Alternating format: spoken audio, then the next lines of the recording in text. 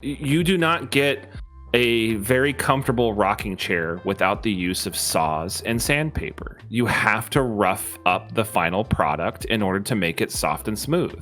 So we have to be willing to endure the sandpaper moments with other people.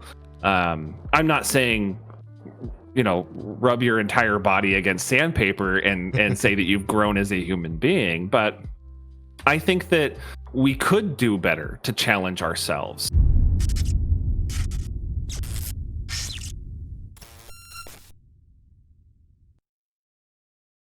And we are back.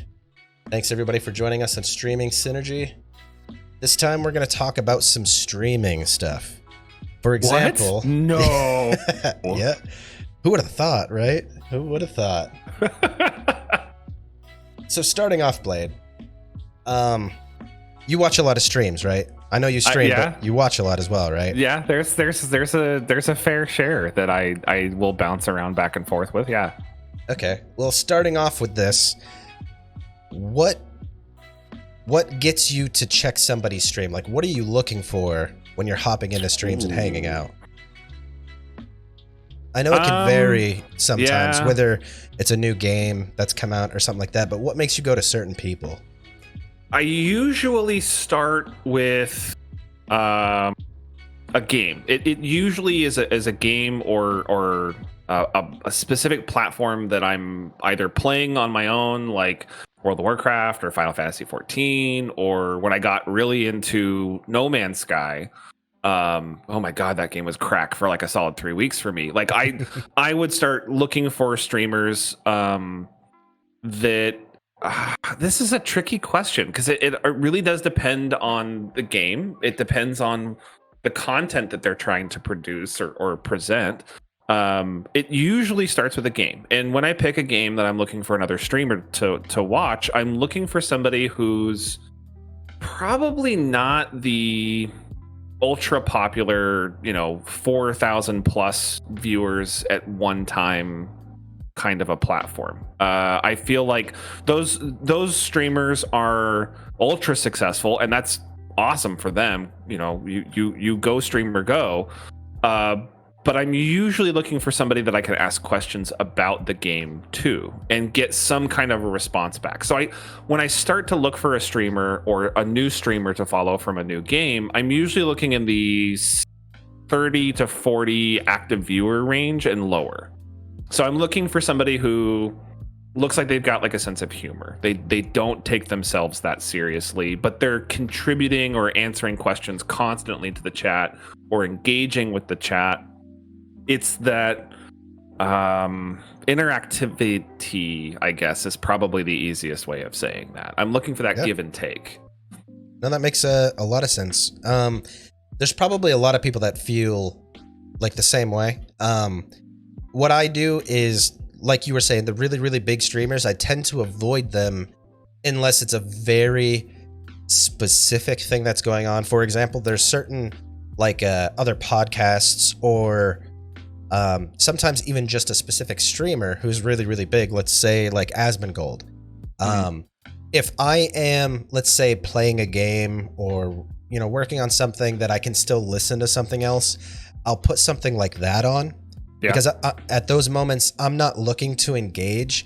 And I'll say some of those big streamers, maybe not all of them, but some of them are big for a very specific reason because they're engaging nonstop. They're entertaining, whether it's, their chat is flying by so fast they can't respond to it. They're still presenting humor or educational things or whatever. So I'll have them on the side. But when I'm really focusing on the stream itself, that's when I do the same thing as you. I shoot for someone who has a lower amount of viewers so that I can actually engage with them. They can actually have a chance of seeing my message, answering whatever question I have, especially if it's a new game, either that I'm getting into or just like a totally new game in general that I'm interested in. So, yeah. But for sure. Like even so, there's a couple of exceptions to that rule for me as well. Where the ultra big streamers that I actually follow or subscribe to, like Devin Nash. who's phenomenal with his business acumen around streaming and the technology behind all of it, the statistics, the number crunching behind, what makes a streamer successful, what does their take home look like, that kind of thing. Yeah. When I was really into Destiny 2, Dotto, he was probably the single largest streamer that I actually follow, and to this day still follow, and will occasionally pop into his streams, watching him run through whatever it is he's running through. Just kind of want to see a top tier player running through something that I don't find annoying, and I don't think he's belittling to his chat. Yeah, that was in his but stream, also doesn't actually, take himself yesterday. too seriously. Yeah. But yeah, but there's also a big difference when it comes to watching a stream, engaging in a stream, but then taking it to the next level, and like you mentioned, subscribing. What does it take for you to actually subscribe, to give money to a stream? I'm a cheap son of a bitch. I don't always use my Twitch Prime subscription every single month. Like that's how cheap I can be. And it's not a you don't deserve my money thing. It's just I don't spend a lot of cash on things that I don't think I need. But when I do throw down, whether it's a tier 1 or it's a Twitch Prime or a higher tier of a subscription, it's because I genuinely like what they're doing. I genuinely want to give back, because I feel like as a viewer I'm taking on their blood, sweat, and tears for free. So it's not a reward. It's I want to thank you for doing what you do so well, and I want you to keep doing that. That for me, that's what a subscription is. It's I'm showing you that you're doing a great job. I want you to keep doing a great job, and I want to make sure that you're incentivized to be able to keep doing said great job. Yeah, absolutely. I feel actually very similar about that. See, I don't make like a lot of money that I can just, throw around, give, 20 gifted subs here and there or whatever. Right. I can't just do that stuff without heavily considering my budget at every given moment. Yeah. Oh, of course. And one thing I do, not because I don't respect them, but like big streamers especially, I don't subscribe to any of those. One, because I'm pretty sure they're doing just fine without my 250 that it might turn out to be. Right. And there's a difference so the people I do subscribe to, they're usually the people I've engaged with, that I've spent more than just an hour or two in their stream. I feel like I know them, as much as you kind of can from a streaming platform. And it's a level of respect. So like, I mean, if I was rich, I'd spend my money a lot differently. If I was rich, I'd be gifting subs in totally different scenarios. If someone impressed me for 5 minutes, maybe I'd throw money at them or something. Right. But where I have to be very considerate about what I do, it gets very, very personal. Yeah. And so, well, I mean, sorry if I can. No, yeah, go for it. The personal thing, you're on point with that, and I think that one of the interesting things about Twitch and online gaming, I don't even want to say MMOs, just online gaming in general, is that it has created this ability, especially in the time of COVID, where we can forge new friendships. We can forge new I guess you could call them acquaintances, because I mean, if like you find somebody that you jokingly get along with in chat, there's when that person comes back into the chat the next time that streamer's on air, I'm gonna be like, hey, so and so, hey, how are you? You're a shit-eating turd burglar, ha ha ha. Like whatever our banter is, it's you're forging that acquaintanceship, you're forging that friendship. And I think with the streamer, someone that I find or I stumble onto or who's recommended to me by somebody else, if I'm really enamored by that platform, by who they are and what they present and the time and energy that they throw into that, I really want to throw that cash down on the table to be like, look, man, like I know I'm nobody in your world, but I really love what you're doing, and I want to show you that love right back. Exactly. And and with that appreciation, I feel like if you're throwing out money, on subs to every different thing, it takes away the value of the people you wholeheartedly, support or whatever. So Right. for me, sometimes I wish people would know, like when I sub to them, it is so much of a genuine thank you. I support what you're doing because I'm so picky on the people I do this for. And that's another thing too that I hope, or I encourage other streamers to sometimes take a step back and look at, because I've seen a lot of like big time streamers. I know they're busy, they have a lot of things going on. They'll get subs, and a lot of times they're at such a status where they don't have that moment of stopping and thanking the person. And that blows my mind, because that would be the first and foremost thing that I would always appreciate. I appreciate people chatting with me. Yeah. That alone is so special and awesome for them to spend time just chilling. And if money becomes something, that's even more. Sometimes I don't even know how to properly thank somebody, because it's so like personal, it's so like, thank you. Well, and then there's like, okay, so I'm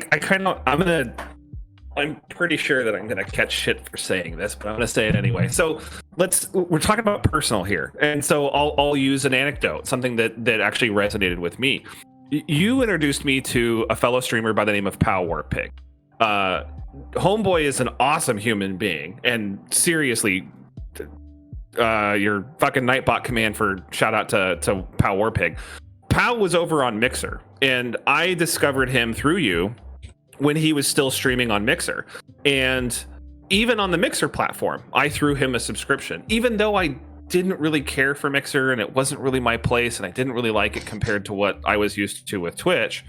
But I ended up really enjoying Powell's platform and what he was doing and how he was presenting either his gaming or his coffee talks or whatever it is that he was working on. I great guy, great presentation, incredibly insightful. When Mixer shut down and he came over to Twitch, I fucking like crazy ex-girlfriend stalked his Twitch page so that as soon as he got affiliate status so that we could subscribe, I think I was like number 2 or number 3 to throw a subscription to him on Twitch, because the man does amazing work. He's a lot of fun to watch. He's very, very engaging with his audience and his viewers. The man throws as much love out into this world as he gets. And so for me, someone like Pow, and then by proxy through Pow, I met Mannered Hydra and started following him and started really enjoying his content as well. So that personal connection that, Arcblight, you, the streamer and the gamer, introduces me to Powell introduces me to Mannered Hydra. And I want to throw that love back to those guys. I mean, the guys and gals that we continually bump into, whether through a social networking layer of, oh, hey, you should check out so-and-so, or if it's the actual, I stumbled onto somebody because I started playing No Man's Sky and this dude's an amazing streamer. So there's my subscription. Here's my follow. Fucking keep it up, man. You're doing awesome. Yeah.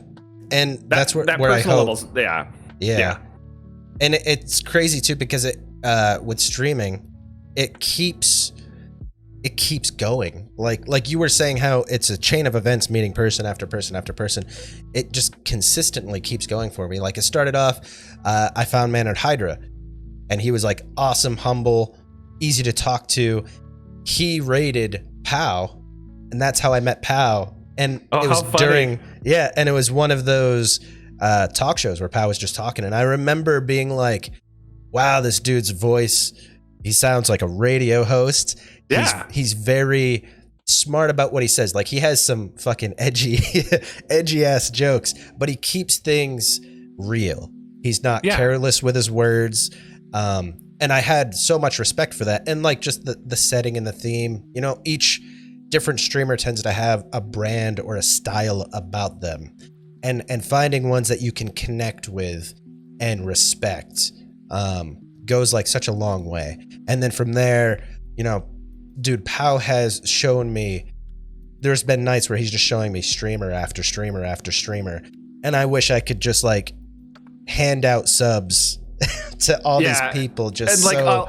I'll jump on top of that with another compliment for Powell, and that is when I've jumped into a gaming session with you, you know, if you two are already playing something together like Destiny 2 or World of Warcraft, when we were all kind of jumping into World of Warcraft together. If Powell was live and I was in Discord voice chat with you guys, I would really not talk, because it wasn't that I didn't feel like what I had to say wasn't worthy of Powell. I don't love him that much. But Powell is the kind of person, Hydra's the kind of person where I would rather shut up and listen to what they have to say. What they have to contribute, whether it's humor at all levels of toilet, or sex jokes or whatever, like, or it's a sincere comment of critique of societal interaction and global selfishness. I mean, these guys have stuff that I want to listen to. So rather than me diarrhea out of my mouth all day long while we're playing a game together, I want to sit back and listen to what they're saying. I want to take in what their opinions are, because I've grown to appreciate their opinions, to appreciate the way that they present themselves and their thoughts and their ideas. They're these guys are diamonds in the rough, man. Like Twitch and Mixer was full of fucking idiots and breast streamers and, you know, whatever rerun platform you're going on for today. But the gold nuggets, the diamonds in the roughs, those are the folks that I really do want to contribute back to. Those are the reasons why I keep coming back to their pages and their streams, and I take their notifications, and I, you know, shove a kid off the subway to make sure I can get home in time to catch the go live button. You know, they're amazing platform streamers. They really, really are. Yep. And those are the two different types of like streams that I look forward to. I feel like, yeah, being able to engage with them at a personal level has a totally different feeling than going and just hanging out with the world's biggest streamer doing all these things. Right. And that's how I feel. I don't know. Maybe a lot of people feel that way. Maybe it's like a 50-50. Some people are very personally engaged. Other people want to be on the hype train with the Pog chat going crazy. But yeah, streamers I can respect at a level. And speaking of like respect and social discussions and everything like that, there's been a lot of, not even just lately, I feel like it's an all the time thing. Streamers get to a point where they get so big they become influencers. The term influence is like, some people don't realize how important that is. Influencers are people that influence other people. And with that in mind, I know there's a lot of people that they're edgy and that's who they are. You know, if you're Dr. Disrespect, you're getting away with basically belittling other people and acting like a badass all the time. All right. Hey, I'm gonna need to go grab my old man cane so I can wave it in the sky. I know where this conversation's going, and I'm gonna be such the old crotchety man in this half of the conversation. It's all right. It's all right. That's we're here to discuss these things and get opinions on them. So, do you think someone who gets to a certain status, or maybe the status doesn't even matter, like maybe there isn't a certain amount of eyes on you that you now have to, you know, change gears or anything like that, but do you feel people who get to a status of being an influencer, they're obligated to be decent people, I guess, as a simple way to sum it up? Or do you think, for example, like streamers bitching at their viewers for not giving them subs or things like that, some people defend that by saying, oh, that's part of why we're here. The person's a belittling type person. We're here for that edgy aspect.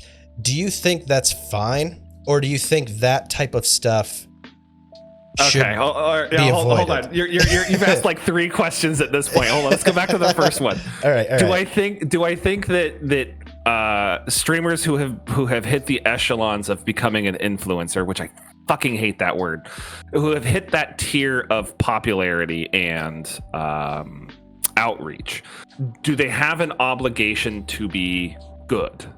No, absolutely not. You have absolutely no obligation in any way, shape, or form, at least in most modern civilized countries. The laws support that. You are able to present whatever platform you want to, as long as it's not breaking laws.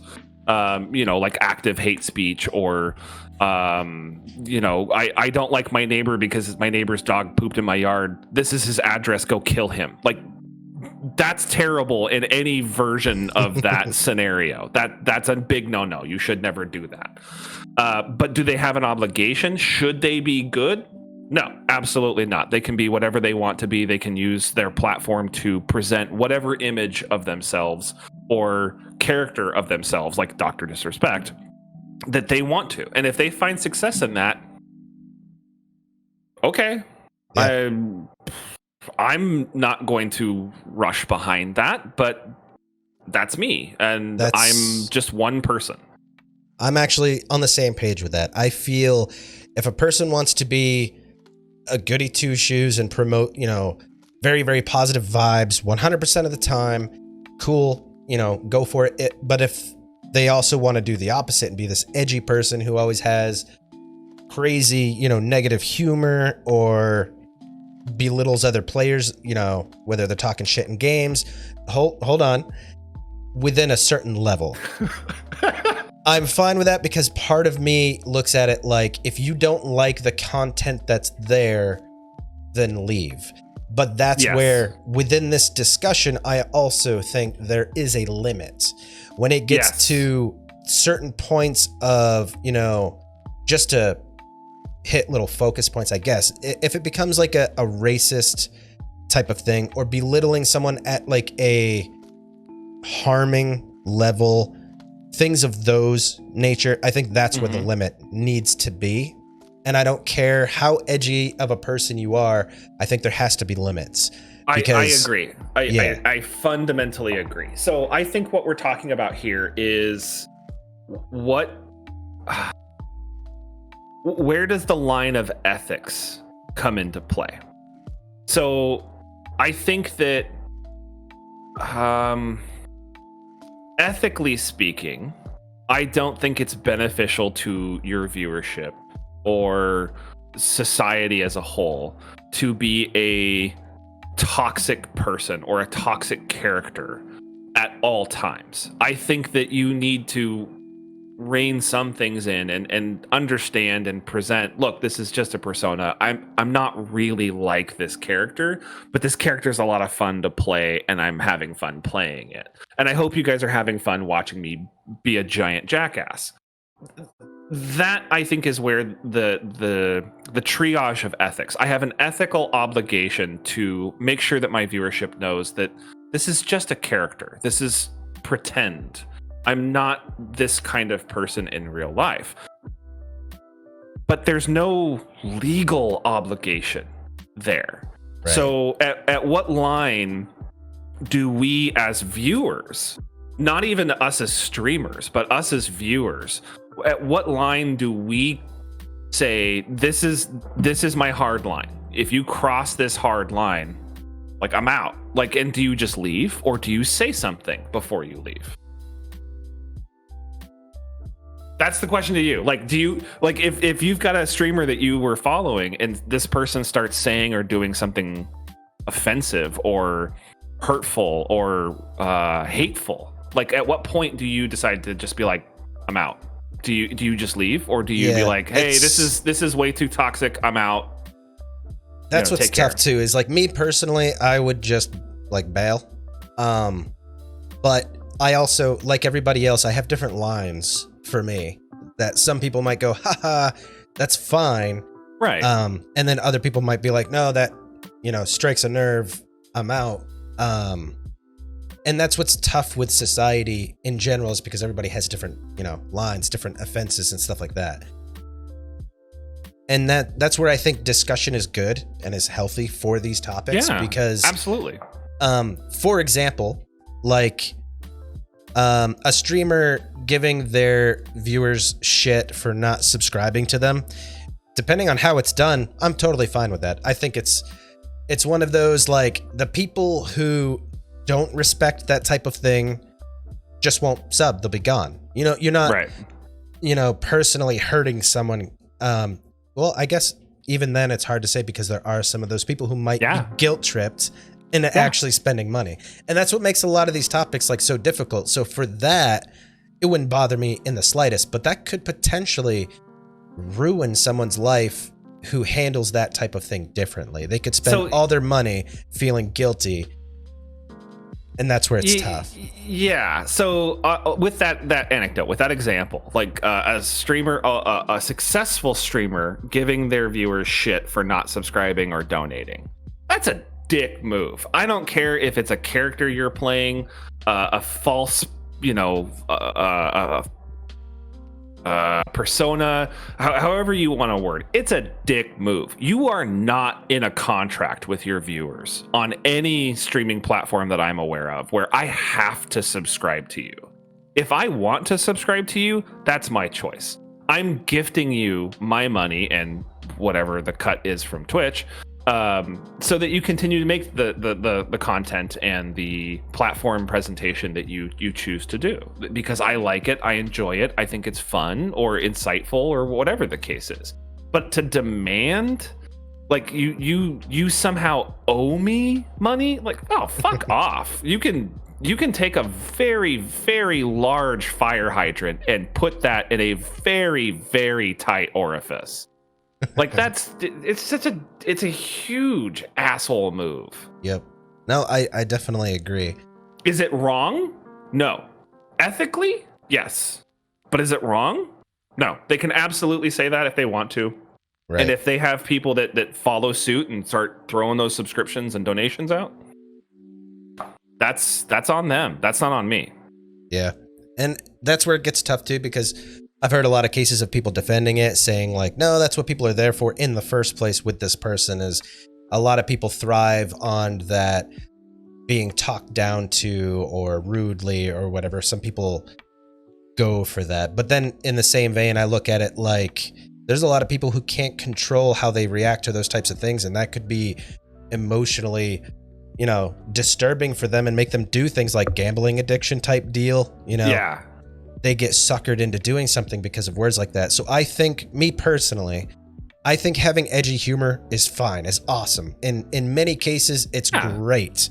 But when it comes to something that could actually affect an individual's life, whether it's demanding or asking for money, guilt tripping people at a level that they could take personally, I think that's where that humor or that style of attitude gets very carried away.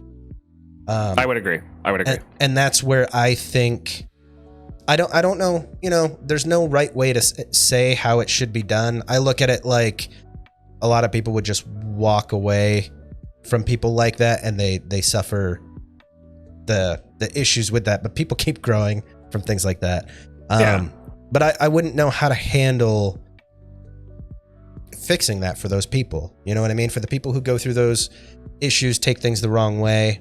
I don't know. That's where cancel culture, a lot of people shoot for the cancel culture. Demonetize this person, get rid of them, they're a terrible human being. And then there's a lot of people that are saying, oh, cancel culture is this terrible thing that shouldn't be put on anybody because it's their livelihood and whatever. And I have mixed feelings on cancel culture. Yeah, it's not. This is not a one or the other scenario or topic. Topic's probably a better way of saying that. This is not clean cut. You can't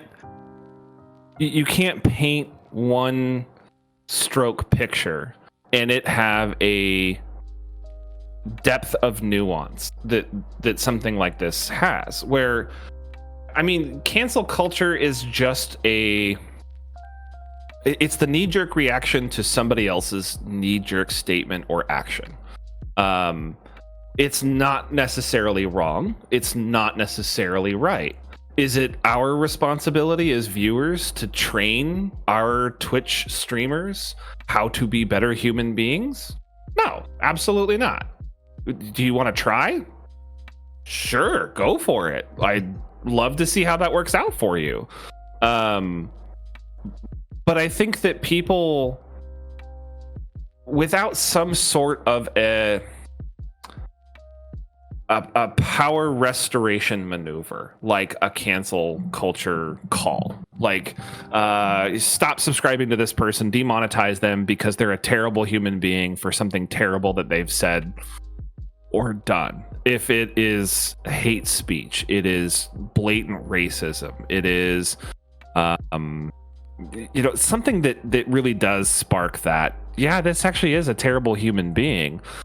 I'm not the kind of person who's going to run to a social media platform and be like, so-and-so's a giant douche, demonetize him. I'm not going to make that call. I'm just 9 times out of 10, I will have never have heard who that person is because I'm in fact that old and that out of touch.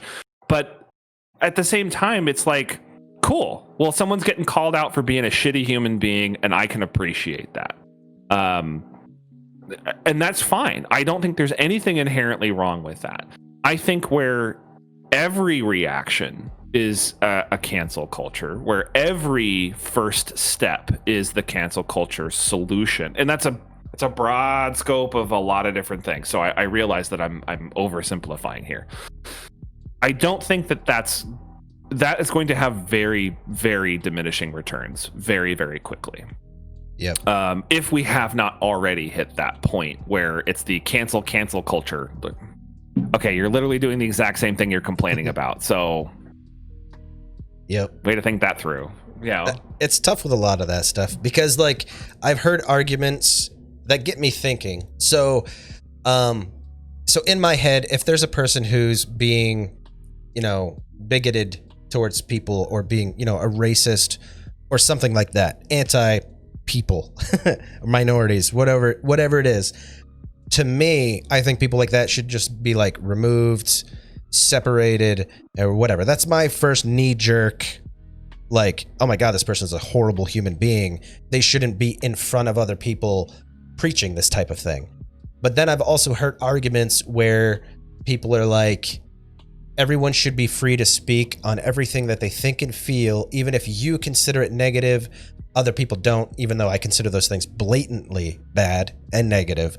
But there's been a lot of argument of people saying, but that's the freedom of speech. There should be somebody for everybody to go listen to and talk to. Absolutely disagree. Because the whole freedom of speech thing is a fallacy as is. And I have not thought this answer or response out in any way, shape, or form. So bear with me here. So go for it. The pretense that freedom of speech is protected by the government as classified by the Second Amendment of the U.S. Constitution, awesome. I think freedom of speech is a fantastic thing. However, there is no pure freedom of speech. Hate speech has been outlawed by state and municipal governments as well as portions of the federal government through protected members acts. Disabilities. You cannot strike against or harm emotionally, physically, mentally, or otherwise any person who is disabled in any way, shape, or form. You have to provide them special access ramps. You have to make sure that they can perform a job function even though they have a disability. You cannot blanket allow free speech. It doesn't work. You have to have some restrictions on freedom of speech. There's a difference between the government level of freedom of speech and the company owned platform level of freedom of speech. So Amazon, who owns Twitch, decides in their terms of service things you can and cannot speak about, things you can and cannot say on their platform. Otherwise, you will be demonetized and you will be given a swift boot in the ass. And there is a balance there. So how do you, as a company with a streaming platform or a video platform, decide where do we draw the lines? Because wherever lines we draw, we have to be consistent.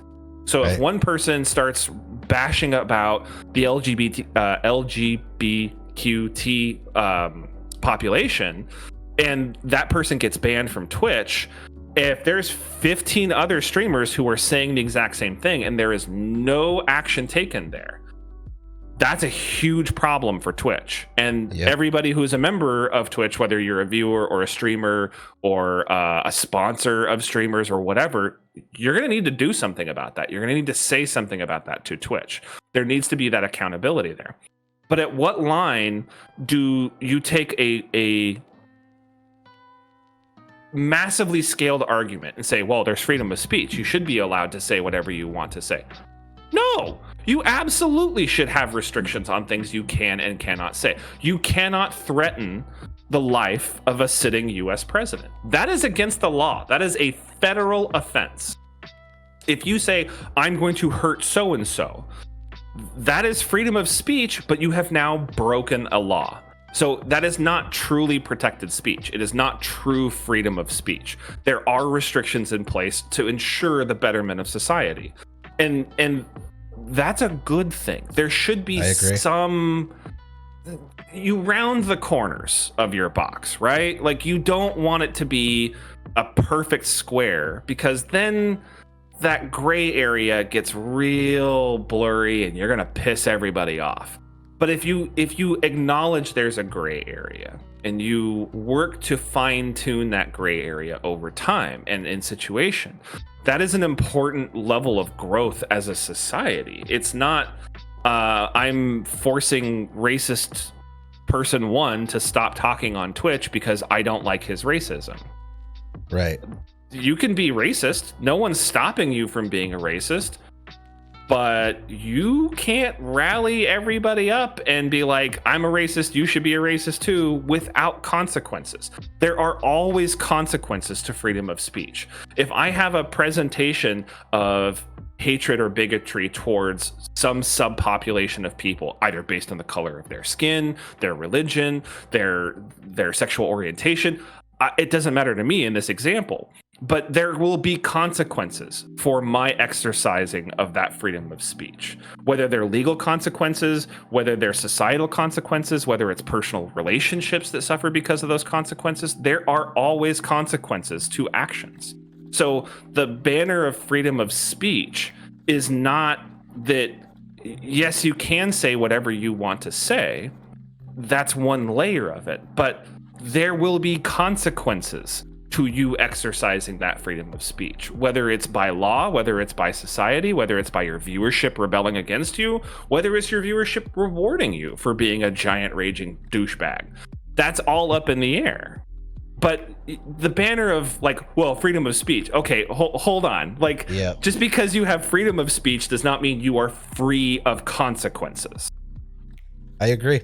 And honestly, I think Twitch does well with what they try to limit and keep off the platform. I won't say that they're completely 100% consistent, but I think a lot of it, that's where it gets into business, where they either weigh assets a lot compared to what they've done, or they're just simply not around to catch every single instance of a bad scenario, which I'm understanding of, and it is what it is.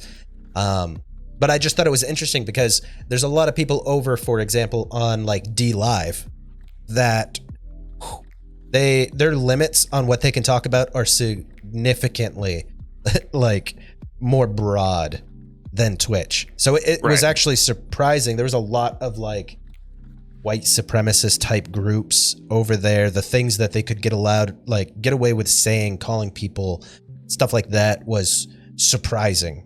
And it made me have a better respect for the guidelines that we have where we are, because I think, a lot of people are against, I won't say a lot of people, but it's probably a lot of people are against censorship of any kind.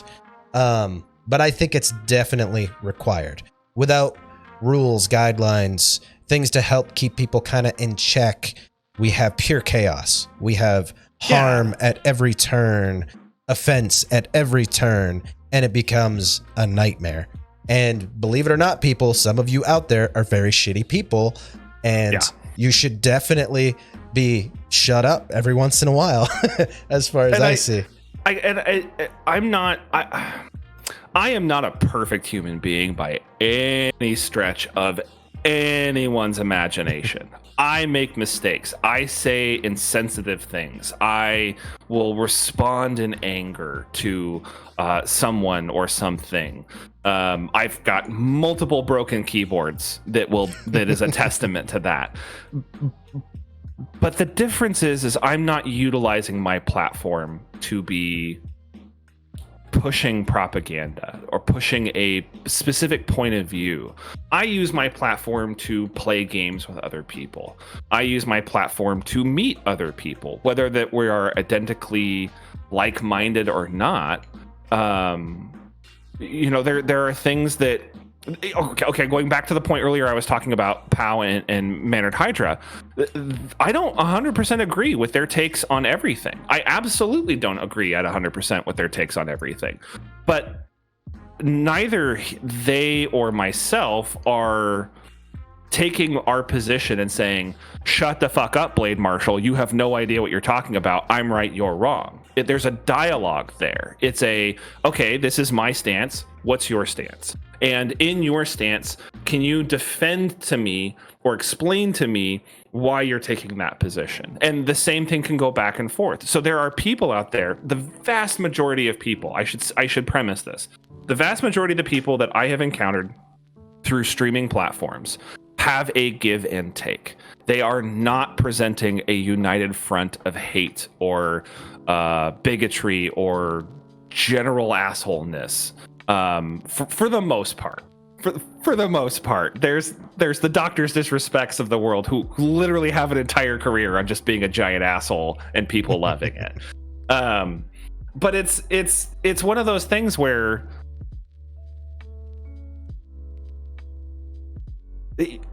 we can't only think in black or white.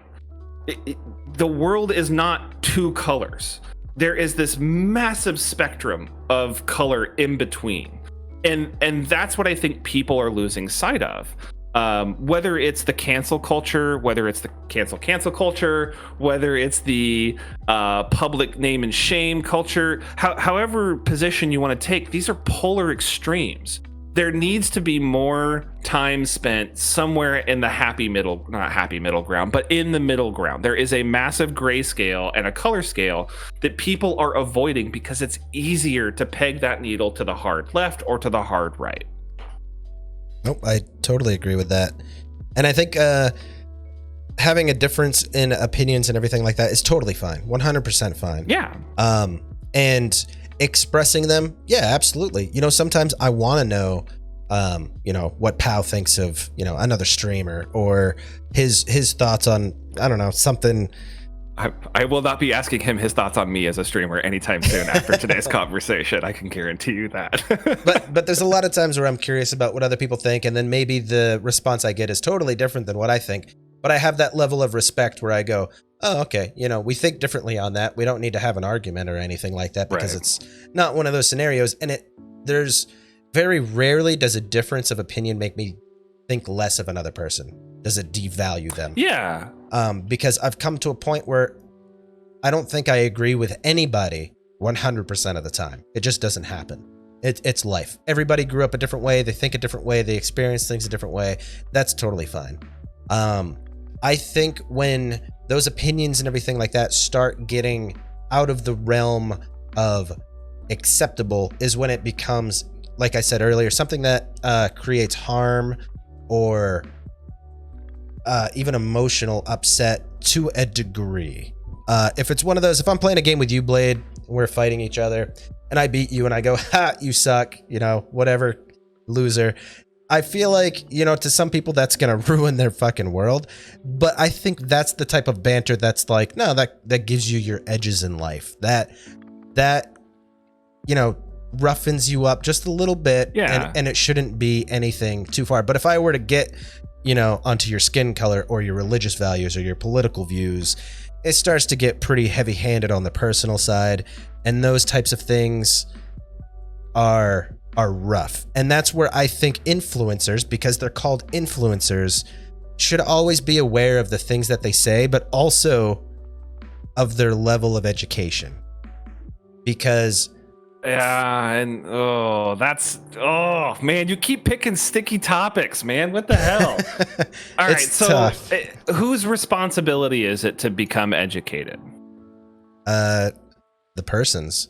Okay, The so whose individual. responsibility is it to call other people out that they need better education on topics or subjects? See, that's where it becomes tough, and it's topic by topic, situation by situation.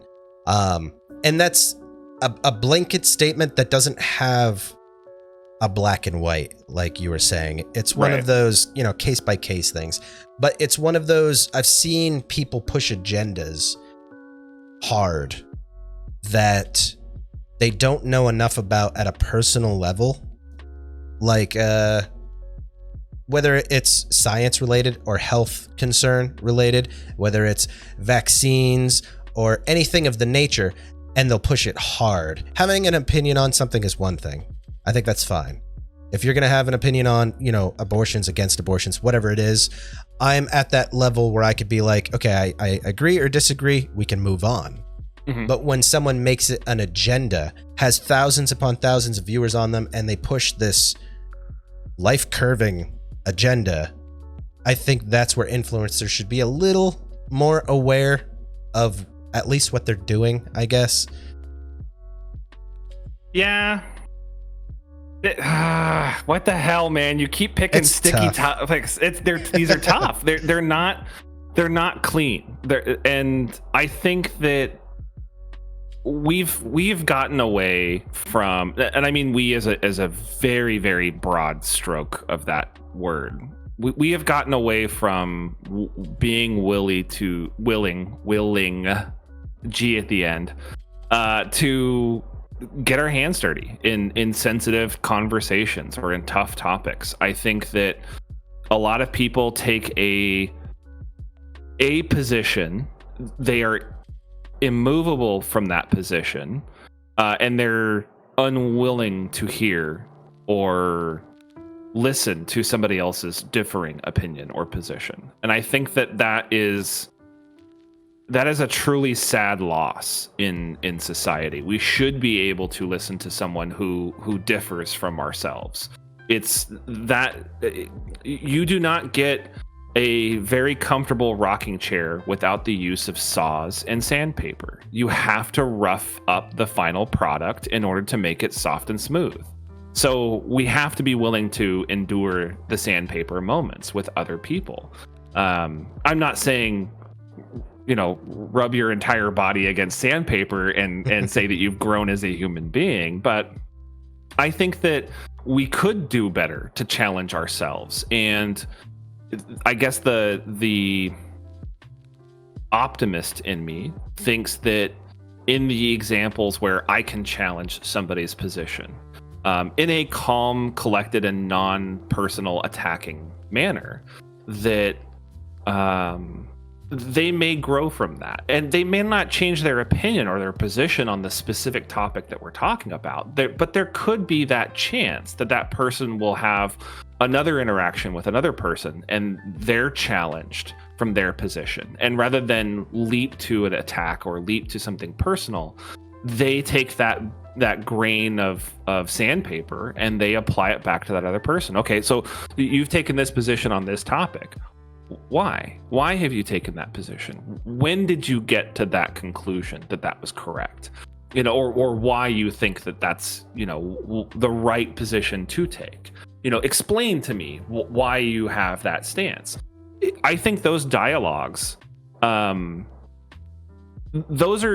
are a little easier to do in real life. They're easier to do in interactions on a person-to-person basis, on a phone call or a work call, or in the office, or at your local Starbucks or whatever.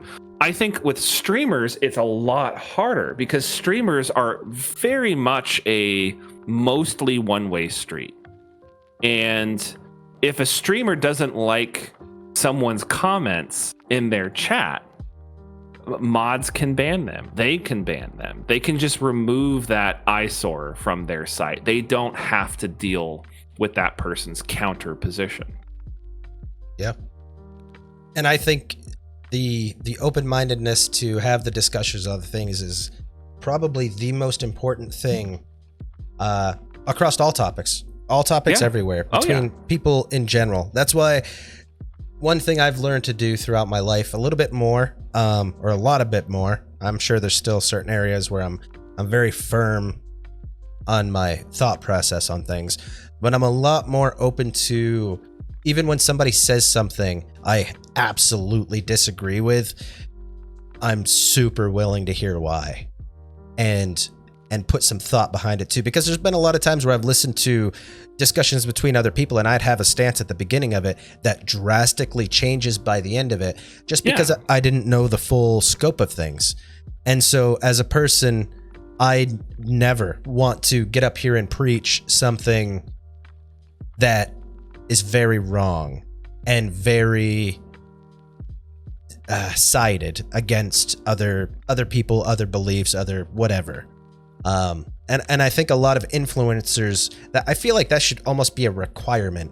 If you're going to be an influencer, you need to be open to being influenced, I guess. That was a nice little tennis volley. I liked that. That was, yeah, if you're going to be an influencer, you should be open to being influenced. Yeah. I like that. That's actually good. Yeah. I just feel like a lot of them, they look at themselves like an influencer and they feel like what they say is fact and carries way more weight than the average person. And they get lost in that delusion. Not all of them, but I think some people ride that wave.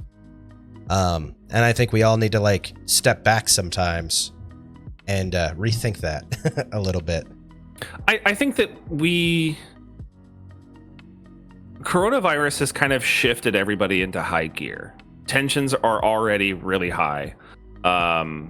Restrictions and quarantines suck. They super suck. And I love my family. But I really want time away from my kids. And I think that if you can extrapolate that, even the people that we love will drive us crazy, and tensions are running high and nerves are being grated on a consistent daily basis.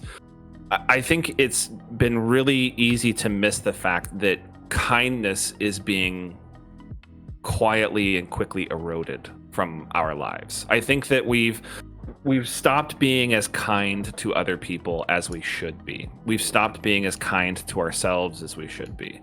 And everybody, or not everybody is a true statement, but a lot of people are basically focusing on, what about me? What about me? What about my feelings? What about what I want? What I need? I'm cooped up in the house. Well, yeah, literally the other 6 billion people in the world are basically cooped up as well. It's not just you. And I think that we've started to lose sight, especially a lot of these positional influencers, as I'll use some diplomacy here. They've lost sight that what they say matters, what they say affects other people, and their positions are not, the one true position to any perspective. There's always two sides to a coin. Yeah, be a little kinder, listen a little bit more. Don't be a giant dick. Like, that's just really, it's not hard, folks. TLDR. Yeah, don't be a dick. No, I actually totally agree with that. There's so much contention with everything. I think every big, whether it's political or personal or whatever, all the big shifts in a lot of the people lately, the COVID, wearing masks, Black Lives Matter, everything has been a contention, has been a one side or the other side, and a lot less of the good side, like you said, because with each one of those problems, there is a kinder way to handle it. And I feel like people are fighting the kindness like it's the enemy now. And it's shocking. It really is. But yeah, I know a lot of those are tough subjects because a lot of it's case by case, a lot of it's personal. There's no clear-cut answer to a lot of these things, but I like discussing them and maybe getting closer to understanding on a lot of these things, and maybe help other people step back and focus on that too. Absolutely. With that, is there anything else you'd like to add? Stop making these so difficult to talk through. God damn it. It's Let's talk about our favorite 80s cartoons next time. This shit's tough. Well, the thing is, we can't have a conversation with yes or no answers. Yeah, that's so we got to have thought-provoking things and really get you. And it can't just be something you've already had a stance on since the 80s, and it's not going to change. I don't know, man. Okay, so all right, last little anecdote, and then I can bail. But I had this brilliant idea like 6 or 7 years ago. I was going to go back through my childhood nostalgia and rewatch all of the movies and the TV shows that I loved as a kid. And so I had this list of top 10 movies from the 80s and like early 90s that I absolutely loved and binge watched over and over and over again, like wore out VHS tapes worth of rewatching. The very first item on that list was RoboCop. Oh. I picked up the DVD at like a Walmart or a Target or something in the $5 bargain bin, threw it into my DVD player, hit play. I got maybe 15 minutes through the movie, and I'm like, stopped it. I'm like, I can't. If this movie is going to ruin the nostalgia that I have for the movie because it's not held up well over time, I'm going to ruin all the other 10 movies on my list of things that I loved as a kid. I'm not watching any of them ever again. I'm just going to hold on to that nostalgia and just write it out like it's my version of truth. And I'm totally okay with that at this point in time. Yep. No, I've learned that a while ago. There's a lot of stuff, whether it's music or movies or TV shows, whatever it is, the nostalgia is there with hindsight.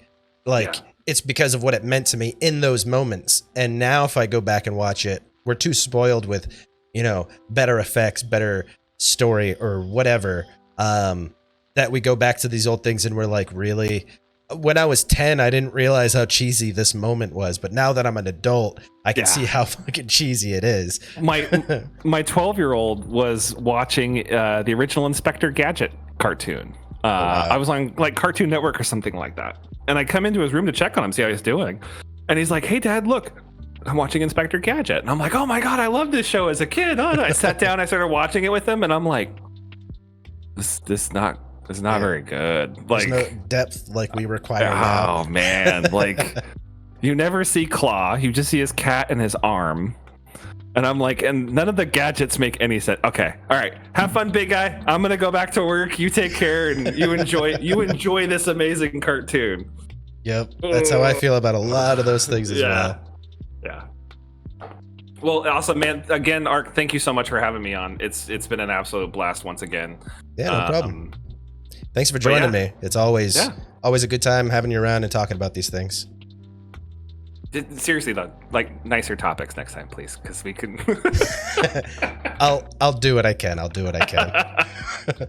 And thanks everybody for hanging out. Always appreciate it. Until next time, thanks for watching or listening. Thanks all.